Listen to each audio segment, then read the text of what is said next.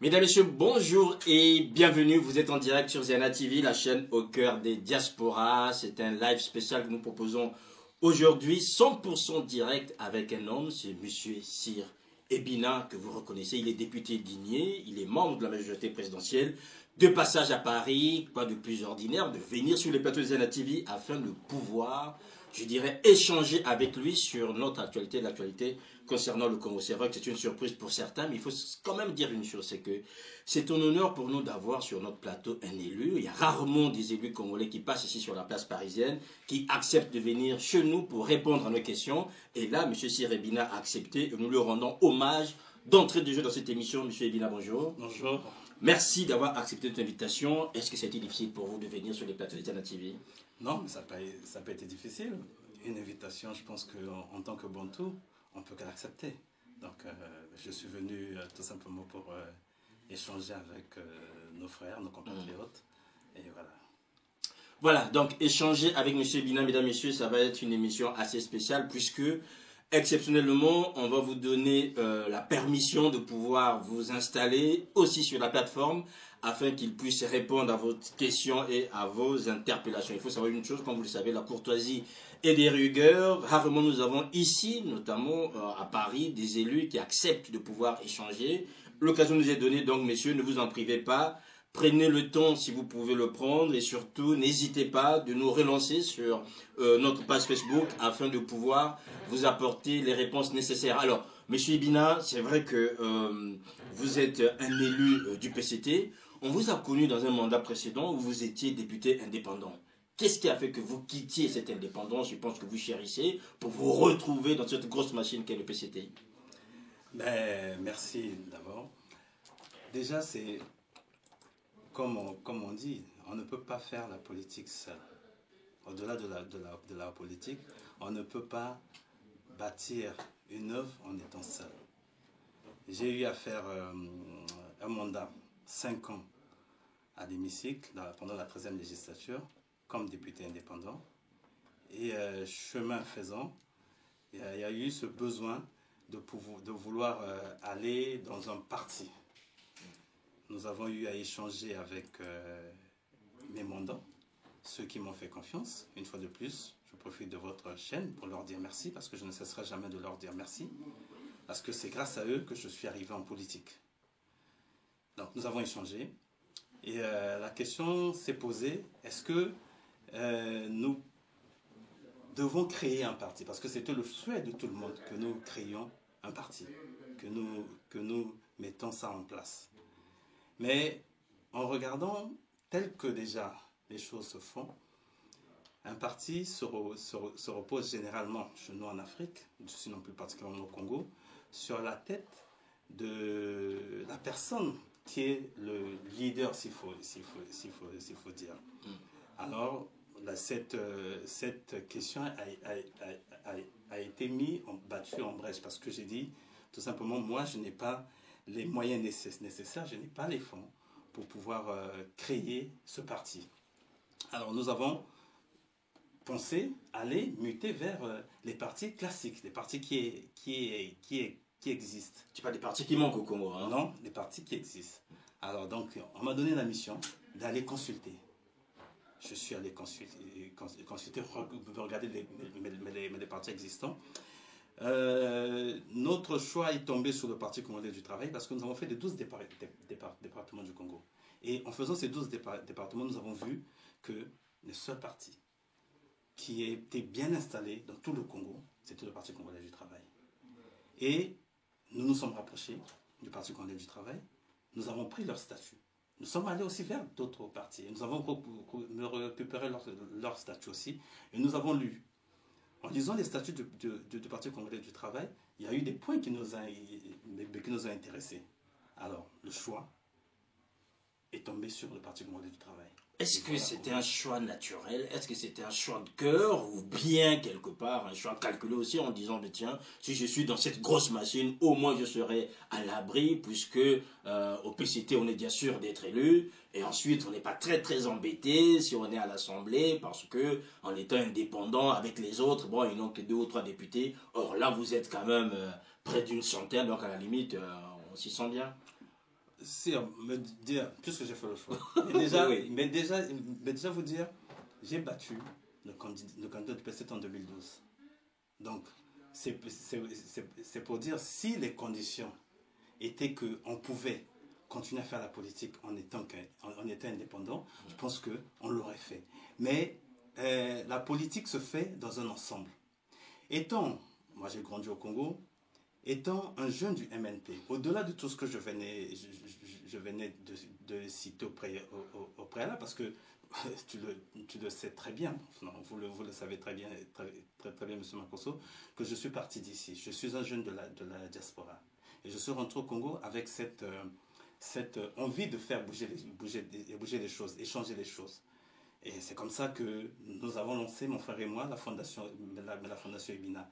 De la fondation Ebina, je suis à l'homme politique, en étant candidat indépendant à INI. Et de là, c'est ce qui m'emmène, après les 12 années, la première législature, les 5 ans que j'ai eu à passer, à redescendre à monter, aller vers le Parti congolais du travail, parce que à la base, ce parti a été pour nous aussi un modèle. Parce que, étant jeunesse du parti, UGC, je suis passé par l'UGC, je suis passé par plus bas MNP, j'étais pionnier. Donc, on avait cette tendance, cette nostalgie-là. Donc, pour moi, le PCT, oui, c'est un parti de cœur. Oui, je suis reparti, comme on dit, un peu à la maison. Donc un PCT qui s'assume, quoi. Je m'assume. Voilà. Un PCT qui s'assume, mesdames, messieurs, je rappelle donc vous êtes en direct sur Zana TV, 100% direct avec un homme, c'est le député digné, monsieur José Cyr Ebina. Alors, monsieur Ebina, revenons d'abord sur votre premier mandat. Vous étiez indépendant. Très souvent, quand on est indépendant, mais on est quasiment inexistant parce que l'Assemblée est faite de telle manière que ce sont les groupes qui s'expriment. Comment est-ce que vous avez vécu en fait cette indépendance qui est fait en sorte que vous disiez, mais tiens, ça peut être difficile de rester là pour rentrer au PCT. Comment vous avez vécu déjà en étant député indépendant? De quoi a-t-on droit? Qu'est-ce qu'on peut faire? Qu'est-ce qu'on ne peut pas faire? En étant député indépendant, ben déjà, qu'est-ce qu'on a le droit? C'est déjà de comprendre. Oui, déjà de siéger. De comprendre ma mission. Oui. Qui était déjà d'être présent, de siéger, de suivre l'action du gouvernement, d'interpeller le gouvernement et d'aller rendre compte auprès de mes mandants et prendre leur doléance et ramener vers l'Assemblée. Cet exercice, nous l'avons fait tant bien que mal. Et j'avais aussi ce besoin déjà de comprendre et de voir les lois qui existent déjà dans notre Assemblée. Donc, je me suis approprié les lois qui existaient. Et voilà, j'ai commencé à essayer de travailler comment formuler, comment faire des propositions de loi, oui. Comment intervenir, parce que tout ça il faut apprendre, parce que moi je sors d'une formation qui est gestion d'entreprise, je n'ai pas fait Sciences Po, voilà, donc j'étais à ma première législature, candidat indépendant, sans mentor, un autodidacte en politique, et voilà quoi, je pense que vous faire mon bilan, c'est difficile que je fasse mon bilan. Donc c'était l'année de l'apprentissage, en fait c'était le mandat de l'apprentissage, et à ce moment-là, qu'est-ce que finalement vous avez appris qui vous a permis dans ce deuxième mandat de vous voir déjà tonitruant pour cette première rentrée parlementaire? Oh, mais même pendant la deuxième législature, j'ai posé des questions, j'étais présent, je suis allé ressortir des lois. Mais je pense qu'on évolue. Quand on est dans un ensemble, on essaie de monter. Et cette 14e législature, oui, on a des préoccupations qui sont récurrentes. Ce sont les mêmes préoccupations que nous avons posées lors de la 13e législature. Je vous parlais des érosions, mais ce sont des préoccupations que nous avons posées. Alors, Cyr Ebina, ce qui est souvent surprenant quand on approche ces questions auprès des parlementaires, des questions pratiques, on a l'impression que les parlementaires congolais ont du mal à assumer réellement leur mission. Parce qu'on les entend très très peu. souvent ils interpellent le gouvernement avec, je dirais, beaucoup de doigté pour éviter de se faire taper sur les mains. Et encore moins, on ne voit pas de propositions concrètes. On se pose la question, à quoi sert un parlementaire congolais? Mais un parlementaire congolais, il sert déjà à ce que je venais de vous dire en amont. Mais non, je ne dirais pas que...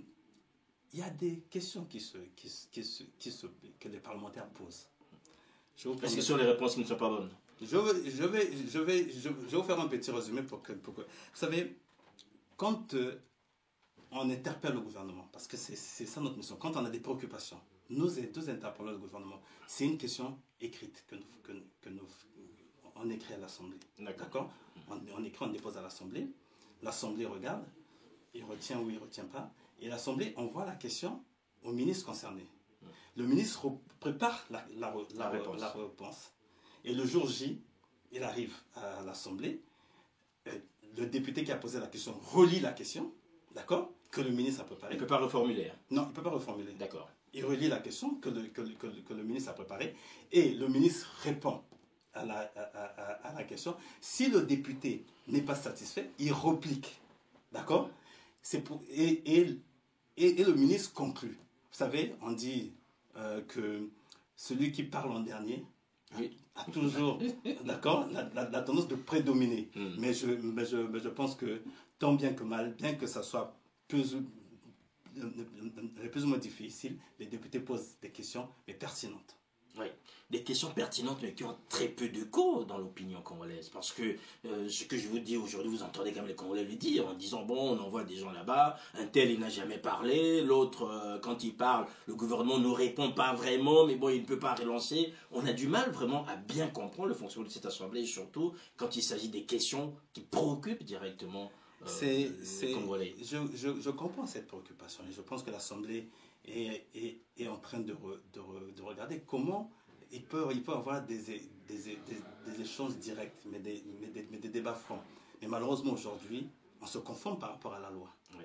L'Assemblée a un règlement intérieur qui est, quand on pose des questions, le député écrit la question, le ministre répond, et le député replique, et le ministre... C'est pour ça qu'on a toujours tendance que les ministres ont le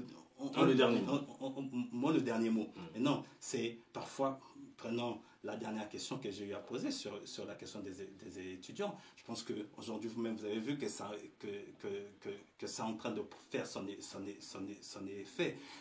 Il faut tout simplement qu'au niveau de l'Assemblée, et que nous regardons, et puis le travail du député ne s'arrête pas seulement au sein de l'Assemblée. Il y a un travail qui se fait sur sourdine, où les députés vont voir les ministres, ils vont harceler les ministres, ils vont vers eux. Parfois, vous savez, c'est un peu ça qui est parfois déplorable, où nous, les députés, nous énervons. Quand on va voir les ministres sur des questions qui préoccupent les populations, on n'est pas... Parfois, je vais dire le mot peut-être qu'on n'est pas considéré. Parfois, on nous fait attendre. Et c'est énervant. Voyez, parce que vous vous levez pour un problème de la nation. Mais parfois, on a des collègues, en disant, on a des compatriotes qui pensent qu'on vient pour les déranger. On vient pour les embêter. Il faut savoir que... Donc finalement, le député n'est pas vraiment considéré, en fait. C'est-à-dire qu'il est là, mais bon, à la limite... Le ministre, il peut s'en passer ou il ne peut pas s'en passer. Mais vous savez, c'est toute une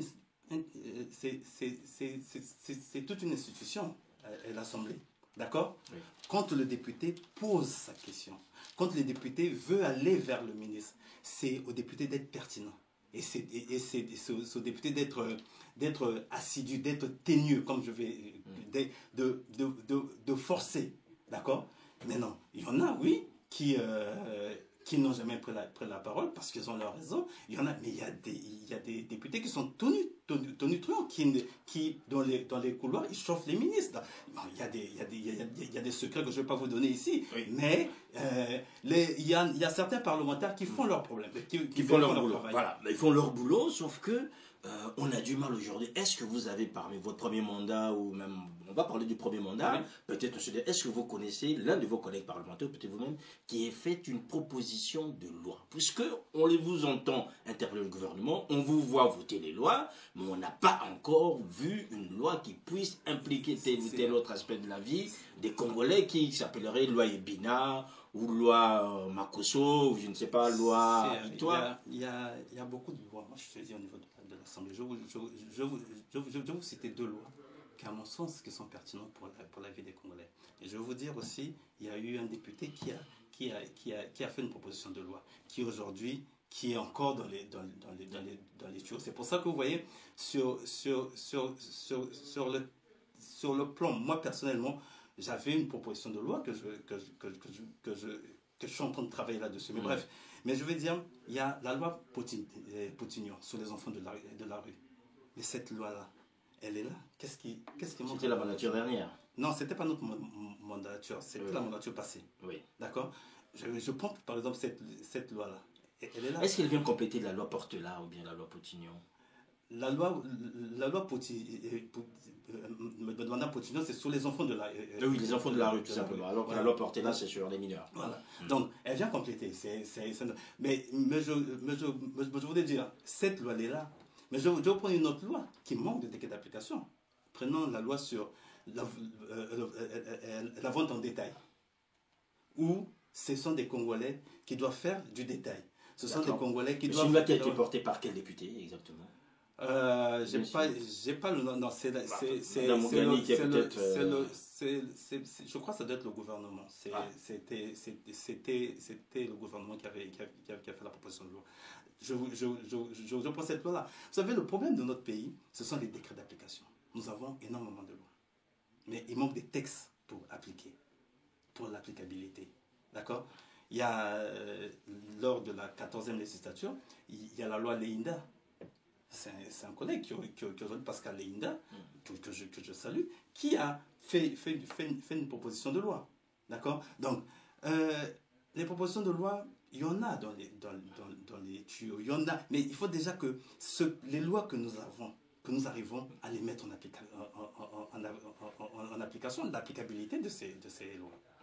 Alors, la question d'applicabilité aujourd'hui, certains estiment que le Congo est un pays sans foi ni loi, où chacun peut faire tout et n'importe quoi. On n'a pas encore vu des députés, par exemple, monter une commission quelconque sur telles affaires. Très souvent, le pays est épinglé sur le plan international dans des affaires, que ce soit, je dirais, des scandales comme le Panama Papers, ou tout ce qu'on veut. Le président de la République, le 30 décembre, vous a demandé, mais il n'interdit à personne de pouvoir demander une enquête, mais les parlementaires ont du mal à se saisir en fait de tous ces outils à leur portée afin de faire respirer la démocratie congolaise. Est-ce que quelque part, finalement, les députés qui n'arrivent pas aujourd'hui à monter des commissions d'enquête sur des choses parfois localement qui sont assez criantes ne sont pas plus ou moins, je dirais, dans la connivence pour éviter d'avoir des situations à leur taper sur les doigts? C'est monter une enquête parlementaire au niveau de l'Assemblée, c'est un processus. Tout à l'heure, je vous ai parlé du règlement intérieur. C'est tout un processus. Le député qui pense tel que moi, parce que je ne vais pas parler des autres. Oui, puisque vous êtes là, donc c'est l'occasion. Tel que l'honorable Bina avait interpellé, avait fait une suggestion à l'Assemblée que nous montons une enquête parlementaire, disons, que nous recueillons des fonds sur l'argent qui se trouve à l'extérieur. D'accord? Mais je dois écrire à la présidence de l'Assemblée, et la présidence de l'Assemblée va voir la pertinence de cette enquête. Parce que ce n'est pas le député lui-même qui va aller faire l'enquête. C'est l'Assemblée qui met le mécanisme en place. Une fois que l'Assemblée, la présidence est d'accord, me répond favorablement, je dois aller convaincre ma commission parlementaire.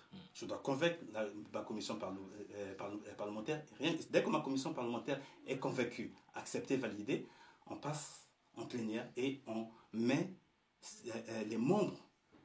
Moi, je ne ferai pas partie, mais les membres qui feront partie de cette commission pour mener cette enquête parlementaire. Voilà. Alors, c'est un processus finalement qui est quasiment semé d'embûches, parce que quand vous partez au bureau, le bureau trouve la pertinence et après convaincre une commission qui, elle, va machin, on se rend bien compte que finalement, chacun lève un peu le pied en passant. Ah ben, mais c'est celle-là la loi. Pour l'instant, c'est celle-là la loi. Donc, il faut se battre. Il faut se battre. Mais je pense que, comment dirais-je, la rage et la volonté viendra aussi des concitoyens. D'accord? Parce que le parlementaire, il est national. Il faut que le peuple le porte aussi derrière. Voyez? Donc, moi j'ai beaucoup apprécié sur la question des étudiants, que vous ayez martelé, que vous ayez parlé, que vous ayez parlé de ça, et que derrière, mais c'est tout ça, c'est vrai, mais c'est tout ça parce que on ne peut, vous savez, on n'a pas tous les outils nécessaires pour être informé de tous les faits.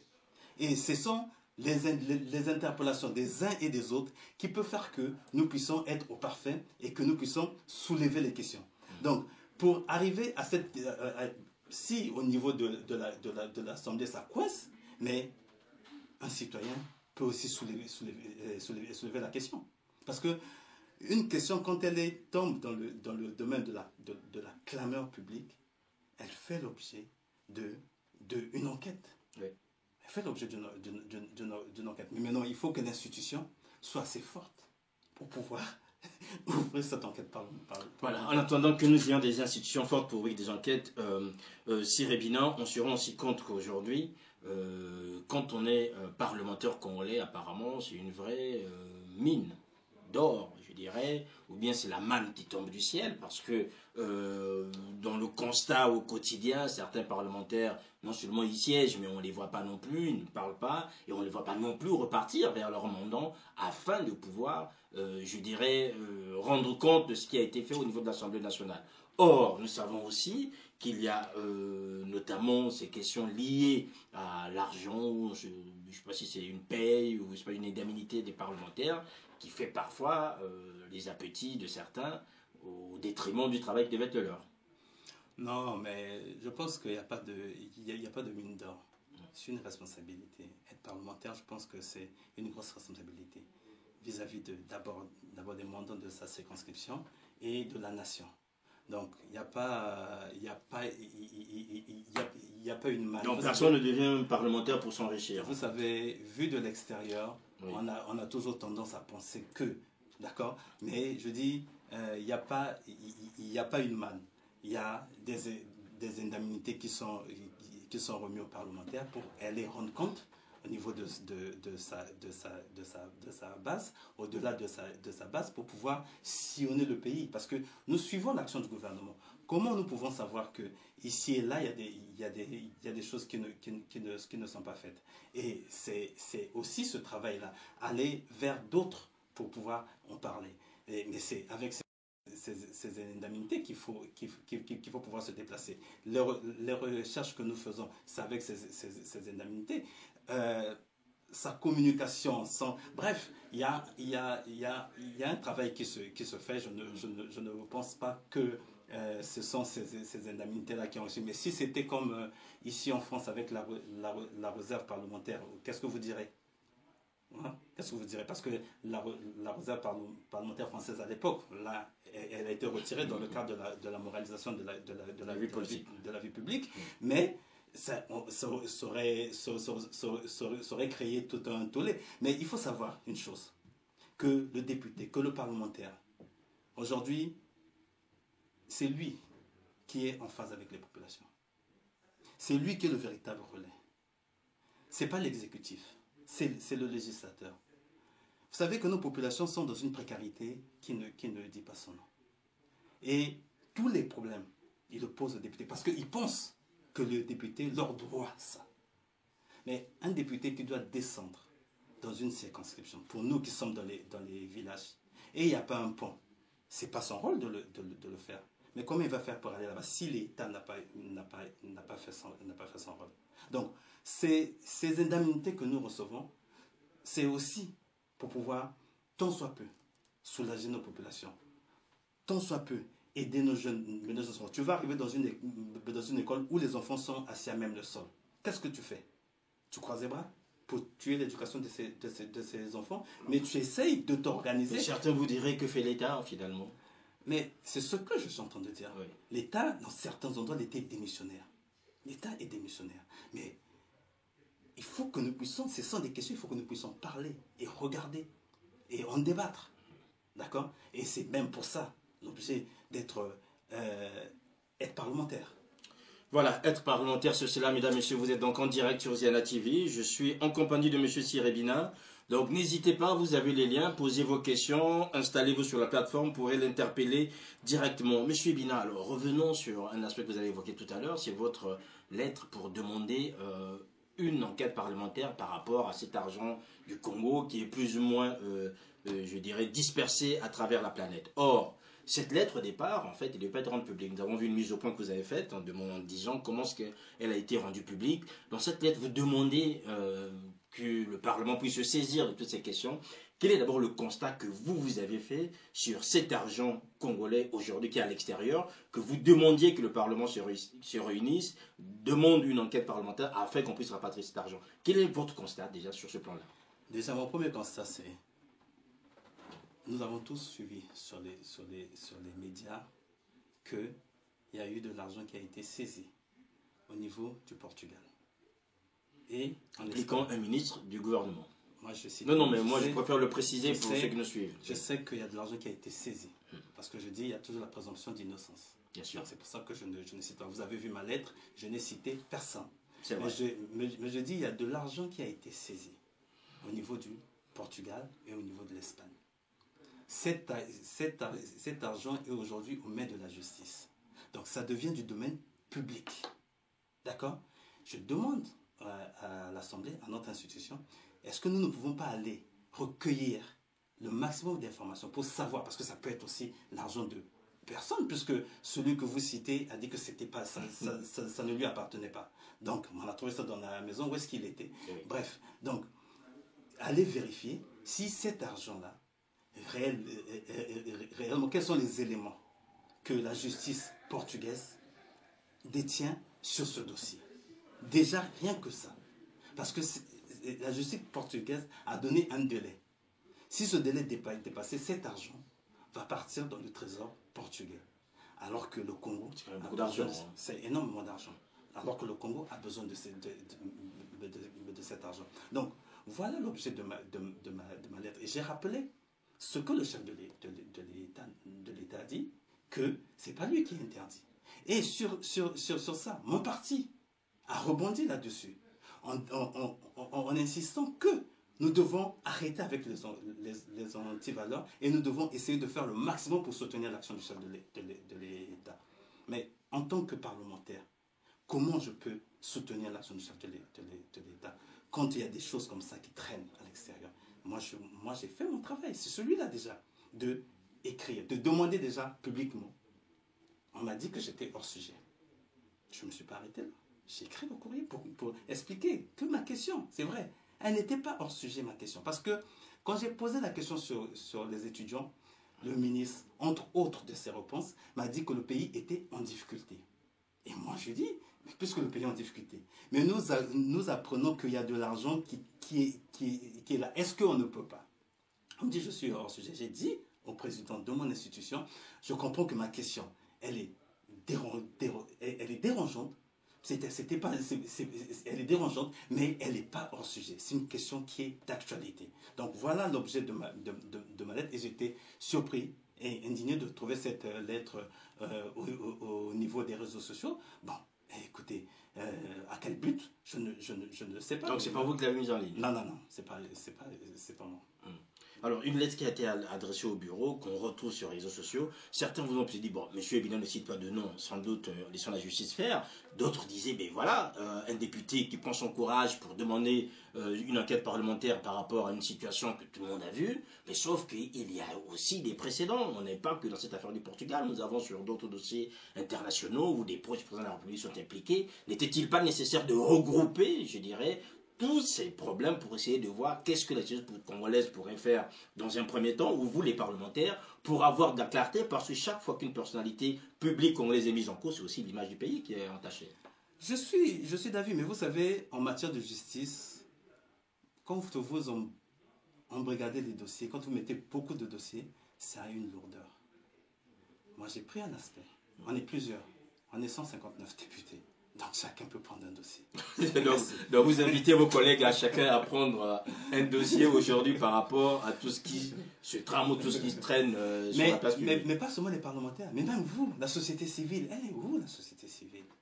Aujourd'hui, lesquels qui ont mis ces dossiers-là sur la place publique? C'est une société civile européenne. Elle est où, notre société civile?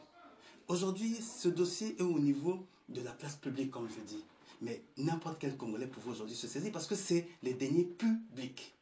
Publics. C'est pour ça que j'interpelle. C'est bien beau d'indexer les députés. C'est bien beau. Mais chacun de nous a une responsabilité. Si on est responsable de ce qu'on fait, on est responsable aussi de ce qu'on laisse faire. Le peuple congolais laisse faire énormément de choses. Mais je dis, on n'a pas à faire des choses dans la violence. On est des peuples bantous. Mais le bantou, c'est autour de Mbungi. On discute. On peut ne pas avoir la réponse aujourd'hui, ni la solution aujourd'hui, mais on peut l'avoir au fur et à mesure qu'on discute. On dit, c'est dans la discussion que j'ai la lumière. Donc, moi, je suis pour que nous puissions discuter. De toute façon, c'est pas aujourd'hui, les crimes économiques sont imperceptibles. Donc, le plus important pour nous, c'est déjà d'arriver à nous retrouver autour d'une cohésion sociale.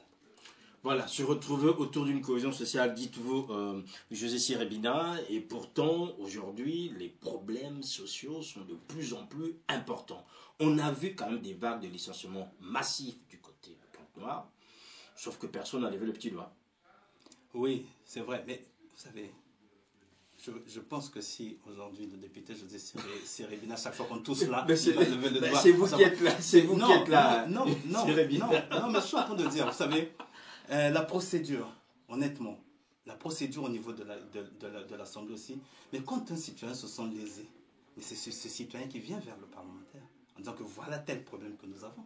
On peut écouter. Mais, donc vous n'avez pas été saisi, enfin je parle de vous directement, c'est vrai que certains aiment toujours saisir les députés de leur circonscription. Est-ce que vous, par exemple, prendre des étudiants, je ne pense pas que ces étudiants aient été dignés, puisque c'est des étudiants qui sont de Moscou, de Cuba, de Paris, mais vous êtes quand même saisi de cette question. Ce sont des étudiants avec lesquels je chatte qui m'ont saisi. D'accord. D'accord. Ils m'ont saisi, ils m'ont écrit, ils m'ont dit voilà les difficultés que nous avons. Ça m'a peiné parce que c'était les étudiants de Cuba et j'ai des parents là-bas. Ce qui m'a peiné, c'était surtout les filles. C'est vrai, le ministre dit que ces étudiants sont logés, nourris soit, mais les filles, elles ont des périodes. Elles avaient à l'époque, je ne sais pas là si, parce que ça fait avant que je parte, il n'y avait pas encore de solution, mais ça fait près de 3 semaines que je suis parti du pays. Ça fait près de 4 semaines que je suis parti du pays. Donc, j'ai pas suivi le dossier. Mais ça m'a indigné que le ministre nous dise que ça fait 2 mois, 2 ans que ces étudiants n'ont pas de bourse. Et au niveau de la population, je n'ai pas entendu de réaction. C'est normal, c'est passé comme une lettre à la main. Mais vous savez aussi, les gens craignent, je dirais, les réactions de la part du gouvernement ou des autorités congolaises, parce que ceux qui acceptent de parler en se disant, si on l'ouvre, l'enfant n'aura plus sa bourse, on va tout couper, donc autant qu'on se taise. Le gouvernement a besoin d'être parfois recadré. Le gouvernement a besoin d'écouter. Parler, c'est pas insulter. Parler, c'est pas être violent verbalement. Mais parler, c'est dire, mais voilà, vous dites que ça fait 2 ans. Même une commission, nous qui avons posé la question, moi j'ai posé la question, l'honorable Ferion Gasaki a repliqué. Mais nous qui avons posé la question, que ces parents ils viennent qu'on s'asseye, que nous puissions regarder le problème. C'est vrai, le ministre a dit, le président ne dort pas. Oui, je sais, pour ces questions-là, le président ne dort pas. Mais est-ce que ça apporte la solution aux enfants? Moi, je suis père d'enfants. J'ai des enfants à l'étranger. Mais je ne peux pas laisser mes enfants. Mais pourtant, mes enfants, ils ont une maison. Ils sont nourris. Mais je leur envoie l'argent de poste parce qu'ils doivent se déplacer. Parce qu'ils doivent payer leur communication. Parce que j'ai des filles, elles ont des périodes. Donc, on ne peut pas abandonner des enfants 2 ans. Bon, moi, je trouve ça scandaleux. Je suis père. Je me mets à la place des pères.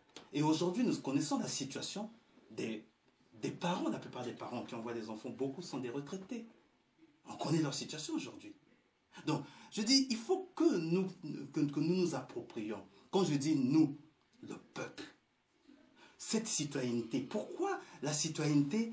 Hier, moi je me rappelle quand on grandissait, parce que souvent on regarde par le rétroviseur, quand on grandissait, mais j'étais à l'école, en Ganguédoua, ou même plus jeune, à Pierre-Tité, mais je terminais, j'allais jouer au foot sans fil. Mais quand je croisais le voisin, rien que le voisin, je vais citer son nom, pas son nom, c'est l'ancien ministre Dr Gondo, mais quand je le croisais, je courais, parce qu'il était prêt à me talocher. Parce que j'ai fini l'école, je dois d'abord rentrer à la maison.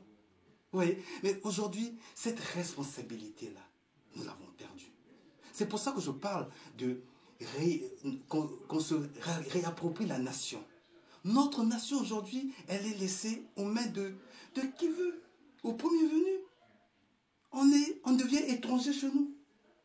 Et c'est pour ça, quand j'ai été invité par une fondation que je ne vais pas citer le nom, je me suis dit, comment je peux aussi rentrer en contact avec nos compatriotes, puisque j'allais du côté du Canada, des États-Unis, et quand votre invitation arrivait, je me suis pressé. Mais je dis vraiment merci, parce que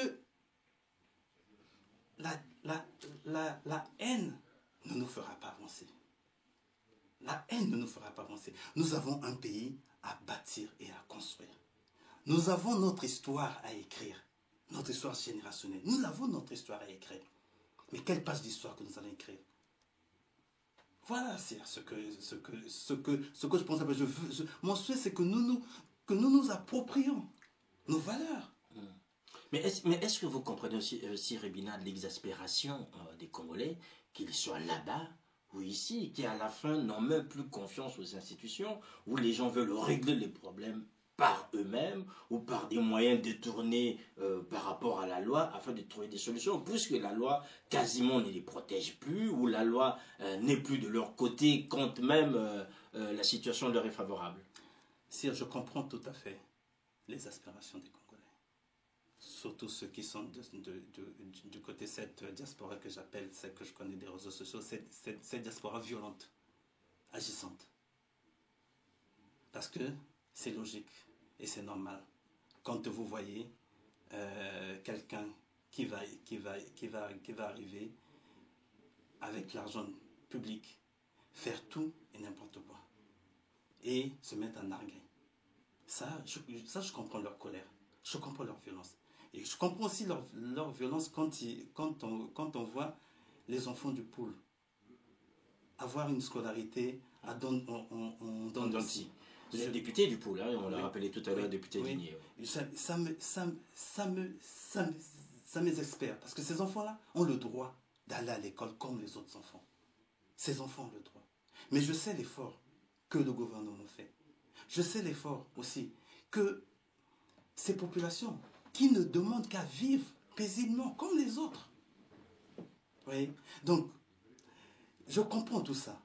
Mais je dis, est-ce que aujourd'hui c'est dans la colère ou dans l'invective que nous allons bâtir? Je dis non. Mais vous savez, on dit toujours, quand il y a une difficulté, il faut s'asseoir. Mais s'asseoir, ce n'est pas seulement avec les dirigeants. Mais on peut s'asseoir nous-mêmes déjà. Commencer à réfléchir. Quand j'ai été interrogé par Radio-Canada, j'ai demandé à mes co-débatteurs, mais quel est le projet? Quel est le projet de la diaspora? Quel est le projet de la diaspora? Bon, que ça se parte. Est-ce que c'est un projet? Si vous entendez aujourd'hui les revendications, c'est le départ de Sassou. Et puis après, vous savez, je dis, c'est un peu dommage que ce soit ça le projet. C'est dommage. Parce que un projet se bâtit. Ben, ça fait longtemps qu'on crie que ça se parte. Mais ça soit là. Le président, ça soit là. C'est dommage que nous regardons les choses ainsi. C'est dommage. On ne va pas rester sur ce dommage qui n'est pas collatéral, mais enfin, aujourd'hui, quand on vous entend, Sir Ebina, on se rend aussi compte que finalement, vous nous dites, voilà, les parlementaires travaillent, il y a des questions sociales qui sont de plus en plus importantes, on est dans un pays où la crise s'est installée, après des années, je dirais, de vaste grâce, où on a tout eu, sauf que les Congolais en ont pas profité. Vous, aujourd'hui, en tant que parlementaire, vous êtes le président du conseil d'administration de la Fondation Ebina. On connaît le travail que fait votre frère Joe Ebina à la tête de cette fondation, que vous dirigez ensemble. On connaît aussi les préoccupations qui sont les vôtres sur ces questions-là. Qu'est-ce que vous, en tant que parlementaire, vous avez une voix de plus qui va maintenant au-delà de la fondation, au niveau national. Qu'est-ce que vous avez comme projet pour ces jeunes Congolais qui errent? Vous avez aujourd'hui une réflexion qui est en train d'avancer. Peut-être on la verra d'ici là sous forme de puces rendues publiques sur ces questions d'antivaleurs. Très souvent, dans les antivaleurs, on implique que c'est que des jeunes. Ils fument des chambres, ils vont dans des boîtes, ils font tout ce que vous voulez, enfin de l'alcool, tout ce qu'on a. Mais quelque part, la structure sociale, elle est en décadence. Ce n'est pas la faute des jeunes. Si, au lieu d'aller à l'école, au lieu d'asseoir par terre, ils préfèrent s'asseoir dans un Ghana où il y a au moins un banc. Enfin, permettez au moins que je dise des choses d'une manière aussi caricaturale. Comment vous, en tant que parlementaire, vous arrivez à apprécier ça et à vous projeter avec cette jeunesse congolaise? J'ai dit plus haut, c'est que quand un député, je ne suis pas le seul, quand un député arrive dans sa circonscription où il trouve des enfants en train d'étudier à la Belle Étoile, il se sacrifie avec ses maigres recettes pour mettre les enfants dans des conditions. A priori, à contrario ou a priori, on voit des ministres qui sont à l'exécutif, qui ont ces deniers publics et qui vivent une vie assez paisible. Moi, je dirais tout simplement que nos interpellations devaient être plus virulentes. Plus virulentes en posant et en allant plus loin. Mais je pense que c'est une réflexion qui est en train d'être faite au sein du parti. Parce que moi, pour arriver dans le Parti congolais du travail, j'ai essuyé des critiques. Il y en a beaucoup qui m'ont dit, Honorable Ebina, pourquoi tu vas dans le Parti congolais du travail? Il fallait rester indépendant. Mais la difficulté de l'indépendance, moi, je la connais. Je connais le pour et le contre. Et quand j'ai mis la balance, le pour était plus. Donc, je suis allé parce que dans ce parti, on accepte la critique et l'autocritique. Mais ce sont les êtres qui nous l'utilisent là. Ça, c'est de un. Le second, il y a des courants. C'est stipulé dans les statuts du parti. D'accord? Donc, c'est pour ça que je suis allé. Et je dis, il faut que nous usons de ça. Et que nous, les parlementaires, que nous demandons, en fait, les parlementaires du Parti congolais du travail, parce que la plupart, ce sont des camarades qui sont aux affaires. Donc, que nous demandons aux camarades de venir rendre compte. Parce que vous savez, le fait de rendre compte, ça te demande, ça t'oblige de bien travailler. Mais chez nous, il n'y en a pas la culture de rendre compte. C'est pour cela qu'il y a cette difficulté-là. Pour revenir sur la jeunesse, sur ce que vous êtes en train de dire, oui, mon frère, il fait énormément de travail, un travail de fond. Mais il se bat sur le terrain avec les mecs, les moyens de bord. C'est difficile. Dieu seul sait comment on arrive. Mais on a compris aussi derrière que l'assistanat ne produit rien. Ce n'est pas une fondation, fût qu'elle soit la Fondation Ebina, qui peut résoudre les problèmes des Congolais. C'est l'État. C'est l'État. L'État garantit. C'est l'État. Et pour cela, c'est pour ça que je dis, il faut que nous soyons plus virulents. Plus virulents. Mais un jeune, quand il dit, je préfère aller m'asseoir dans un bar que d'aller à l'école. Enfin, mais je vais... Au bar, il est sur un tabouret, à l'école, il est assis par terre. Je vais vous prendre un exemple. Oui. Pour le citer encore, le chef de l'État, Denis Sassou Nguesso. Lui-même, il a dit dans son livre, il a fait des kilomètres et des kilomètres pour aller à l'école à pied. D'accord? Donc, c'est une volonté d'abord personnelle. C'est une volonté de vouloir... La réussite, c'est pas l'autre. Mais la réussite, c'est toi. Donc il faut dédouaner l'État à ce moment-là. Je ne dis pas de donner l'État, mais j'ai bien donné la responsabilité de l'État. Mais si on me donne toute chose, il y a la responsabilité partagée. On est ici à la place de Paris. Quand tu fais l'accident sur l'Arc de Triomphe, c'est 50-50. D'accord? Donc, la responsabilité, la jeunesse a une responsabilité. Mais la responsabilité de la jeunesse, il faut qu'elle la mesure. Parce que, vous savez, il y a des gens qui sont vicieux.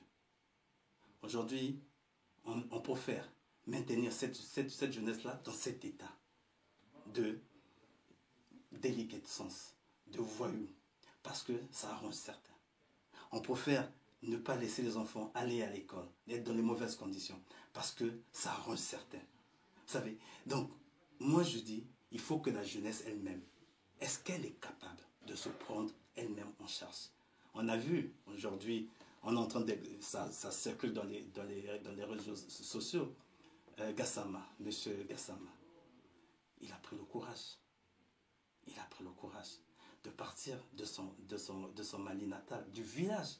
Mais parce qu'il a dit, il n'a pas vu d'avenir chez lui. Mais est-ce que ce travail que la responsabilité sociétale doit faire, la responsabilité de l'État, c'est pas aux parlementaires de le faire? Le parlementaire contrôle, il suit l'action du gouvernement et le gouvernement agit. D'accord? Le gouvernement agit, dites-vous. Alors, il y a déjà plusieurs interpellations, mais notamment celle de Eustache, je pense, permettez, Eustache Grace Iwele Mavungu. Moi, je pense que le PCT est la cause de tous les problèmes aujourd'hui. Ce pays avait besoin d'un nouveau souffle, Cyril Bina. Ça revient souvent, hein, le PCT qui est quand même là depuis Marien Gwabi. Mais le PCT là depuis Marien Gwabi, c'est vrai. C'est la cause, c'est le point de vue. Mais moi je dis, il faut que nous nous mettons ensemble pour y travailler, pour changer. Vous savez,